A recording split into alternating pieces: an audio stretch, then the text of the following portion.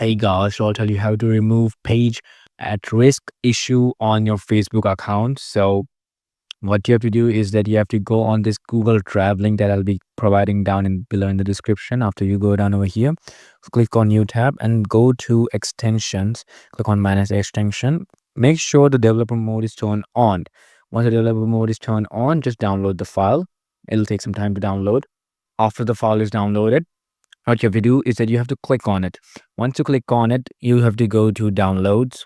Then you have to extract this file. And once the file extracted, and once the file is extracted, you have to take this file and you have to add it in the extensions folder. Okay, so once you do that, you have to click on the recover page status in the extension, and you have to choose the problem, which page of yours is having problems. So you have to click on pages. Okay, so once you click on the pages, you have to go down and you have to add the page ID. I'll be showing on the screen right now. So you have to add the page ID like this. Once you add the page ID, you have to add the business profile ID. So for this, what you have to do is that first things first, you have to go onto page status, and once you go onto page status, you have to click on manage admins.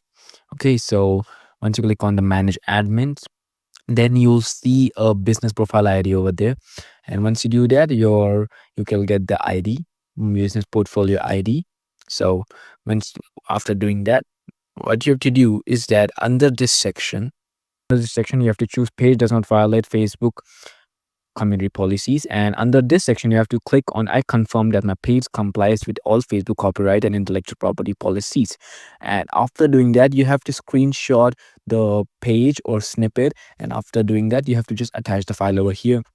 And once you do that, you have to submit it, and once it's submitted, the Facebook will get back to you and your problem and issue will be solved. So yeah, that was the video. If you like the video, then make sure to subscribe and leave a comment. And yeah, that was the video, and thanks for watching.